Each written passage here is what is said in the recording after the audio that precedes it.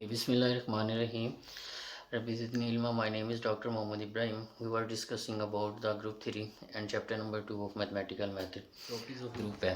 सबसे पहले हमारे पास ये प्रॉपर्टी जो आ रही है ग्रुप्स के रिलेटेड वो हमारे पास आ रही है।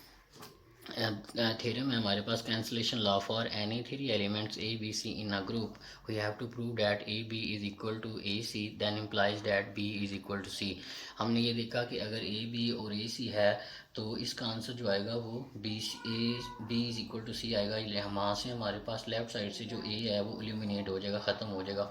तो इसको क्या बोलते हैं, लेफ़्ट कैंसिलेशन लॉ बोलते हैं। और अगर यहाँ पे हमारे पास राइट साइड से ए को ख़त्म करवा दे तो फिर इसको हम राइट लॉ ऑफ कैंसिलेशन करवाते हैं। तो सबसे पहले हम प्रॉपर्टी नंबर 1 को प्रूव करते हैं कि हमारे पास प्रॉपर्टी नंबर 1 में क्या दिया हुआ है। 1 प्रॉपर्टीज में हमारे पास दिया हुआ है कि for any element A B C belong to, या तो हम दो एलिमेंट ले रहे हैं तो दो ले रहे हैं, belong to G, then A B is equal to A C implies करता है हमारे पास B is equal to C. तो हम इसको प्रूव कर लेते हैं। हम लेट कर लेते हैं कि A B is equal to A C है और ए बी सी तीनों एलिमेंट हमारे पास किससे बिलोंग कर रहे हैं, जी से बिलोंग कर रहे हैं। हमने 3 एलिमेंट ले लिए, वो तीनों एलिमेंट हमारे पास जी ग्रुप से बिलोंग कर रहे हैं। हमने चेक करना है कि ये इसका answer B is equal to C क्यों आता है। अगर ये दो एलिमेंट है, तीनों एलिमेंट हैं और ये हमारे पास जी से बिलोंग कर रहे हैं, ए बी जी से बिलोंग कर रहा है, बी सी भी तीनों जी से बिलोंग कर रहे हैं, तो ए बी सी तीनों अगर जी से बिलोंग कर रहे हैं तो हर एलिमेंट का इन्वर्स भी एग्जिस्ट कर रहा होगा। तो इसका मतलब क्या हुआ कि इसके अंदर ए एलिमेंट का इन्वर्स भी एग्जिस्ट कर रहेगा। तो हम क्या करवाते हैं, बोथ साइड से ए इन्वर्स से मल्टीप्लाई करवा देते हैं। ठीक है, सॉरी, ए इन्वर्स से मल्टीप्लाई कराएंगे तो ये हमारे पास बन जाएगा A inverse A B is equal to A inverse A C. अब इस बात का ख्याल रखना है कि अगर हम ए इन्वर्स को लेफ्ट साइड से मल्टीप्लाई करवा रहे हैं तो इस साइड पे भी लेफ्ट साइड से और इस साइड से भी लेफ्ट साइड से ही हमने मल्टीप्लाई करवाना है। तो यहाँ पे हम एसोसिएटिव लॉ को यूज़ करते हुए हम इसको लिख सकते हैं ए इन्वर्स ए इंटू बी ए इन्वर्स ए इंटू सी।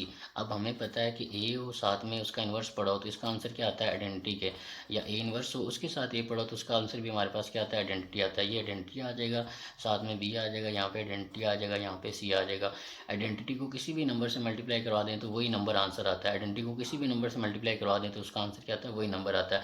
और इसको हमने ए को लेफ्ट साइड से ख़त्म किया तो इसको बोलते हैं left cancellation of, left cancellation law बोलते हैं हम इसको। ठीक है, और अगर हम ए को राइट साइड से ख़त्म कराएं तो फिर हम उसको राइट कैंसिलेशन लॉ बोलते हैं। फॉर एग्जांपल हम ये ले लेते हैं कि अगर हमारे पास B A is equal to C A है तो ये हमारे पास ये भी इम्प्लाइज करता है बी इम्प्लाइज सी। यहाँ से हमारे पास ए को हमने राइट साइड से ख़त्म किया तो इसको हम क्या बोलेंगे, राइट कैंसिलेशन लॉ बोलेंगे, राइट कैंसिलेशन लॉ मैं शॉर्ट में लिख रहा हूँ। ठीक है, अब इसको अगर हमने प्रूव करना तो सेम उसी पैटर्न पे हमें पता है कि A B A is equal to C है और यहाँ से हमारे पास ए बी सी तीनों एलिमेंट जी से बिलोंग कर रहे हैं।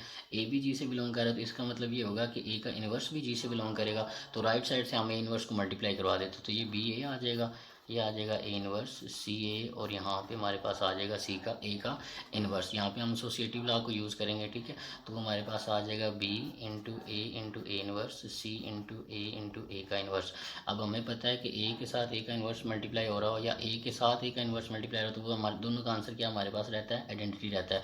तो ये आ जाएगा बी डॉट ई और यहाँ पे आ जाएगा सी डॉट ई। यहाँ पे ई हमारे पास क्या आइडेंटिटी एलिमेंट है तो ये बी इज इक्वल टू सी हमारे पास आ जाएगा और ये हमारे पास प्रूव हो जाएगा।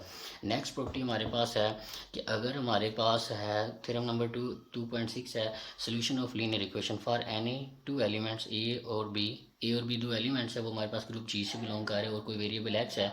अगर हमारे पास A X is equal to B हो या X A is equal to B हो तो इसका हमारे पास वो कहता है कि इसका यूनिक सोल्यूशन हमारे पास एग्जिस्ट करता है। हम चेक करते हैं कि A X is equal to B और X A is equal to B, इनका जो सोल्यूशन है वो हमारे पास क्या आता है, यूनिक आता है। ये हमारे पास क्या रखते हैं, यूनिक सोल्यूशन रखते हैं। हम इसको चेक करते हैं। सबसे पहले हम ये ले लेते हैं कि अगर A X is equal to B F और ए और बी हमारे पास जी से बिलोंग कर रहे हैं तो इसका मतलब ये होगा कि हमारे पास ए और जी अगर हमारे पास ग्रुप से बिलोंग कर रहे हैं तो हमारे पास हमने इसको चेक करना है कि इसका यूनिक सोल्यूशन एग्जिस्ट करता है। सबसे पहले हमने ये साइड ली है, ये वाली ली है, प्रॉपर्टी नंबर 1 ली है, ठीक है। तो इसको लेके चलते हैं। अगर हमारे पास ए और बी जी से बिलोंग कर रहे हैं तो इसका मतलब ये होगा कि हर एलिमेंट का इन्वर्स भी एग्जिस्ट करेगा और हमने इसका सोल्यूशन फाइंड करना। तो इस सोल्यूशन फाइंड करने का मतलब होता है जो इसके अंदर अननोन आ रहा है हमने उसकी वैल्यू कैलकुलेट करनी। तो एक्स यहाँ पे हमारे पास अननोन है, इसको हमने कैलकुलेट करना है कि ये क्या होगा। तो हमें पता है ए और बी जी से बिलोंग कर रहे हैं तो ए का इन्वर्स भी जी से बिलोंग करेगा, इन्वर्स भी हमारे पास जी से बिलोंग करेगा। हम लेफ्ट साइड से ए का इन्वर्स मल्टीप्लाई करवा देते हैं क्योंकि हमने एक्स को सेपरेट करना है। ये हमारे पास आ जाएगा ए इन्वर्स इंटू बी। तो उसके बाद ये हमारे पास ए इन्वर्स के साथ ए आ रहा है तो ये हमारे पास क्या आ जाएगा, आइडेंटिटी आ जाएगा। और ये हमारे पास आ जाएगा ए इन्वर्स इंटू बी। तो ये आइडेंटिटी किसी भी नंबर के साथ मल्टीप्लाई हो जाए तो वही नंबर आ जाता है, तो ये हमारे पास इसके इक्वल आ जाएगा, ठीक है। अब हमने चेक करना है कि क्या हमारे पास ये वाला जो आंसर आया है ये इसका सोल्यूशन है या नहीं है, तो उसको हमने चेक करना है। हम पहले यही चेक करते हैं कि ये इसका सोल्यूशन है। अगर ये इसका सोल्यूशन है तो इस कंडीशन को सेटिस्फाई करेगा।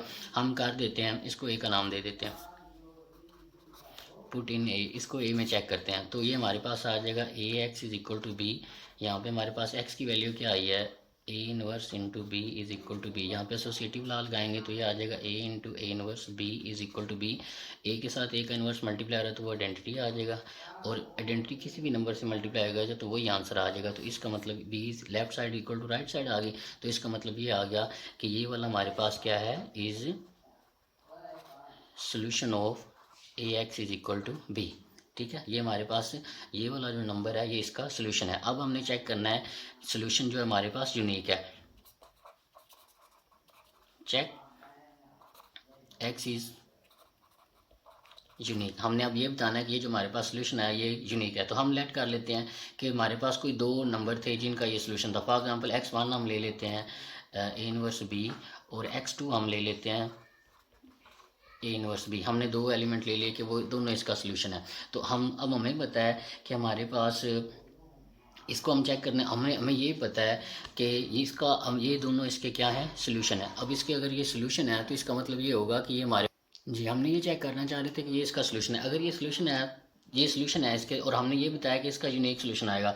अब हमें पता है कि इसका सोल्यूशन हमने कैलकुलेट कर लेना। हम इसके क्रॉस ये x1 और x2 हमने लेट कर लिया कि कोई दो इसके सोल्यूशन है। तो हमें पता है यहाँ ये इक्वेशन हमारे पास क्या बन जाएगी, ये बन जाएगा A X one is equal to B और A X two is equal to B, अगर ये दोनों सोल्यूशन है। अब लेफ्ट साइड दोनों की जो राइट साइड है दोनों की इक्वल है तो B is equal to B लिखेंगे, और यहाँ से हम लिख लेंगे कि A X one is equal to A X two. अब हमें पता है लेफ्ट साइड पे ए आ रहा है तो हम ए इनवर्स से बोथ साइड मल्टीप्लाई करवा देते हैं। तो ये हमारे पास आ जाएगा इनवर्स ए, ये एक्स की आ जाएगा लेफ्ट साइड से, ए इनवर्स से हमने मल्टीप्लाई करवाया।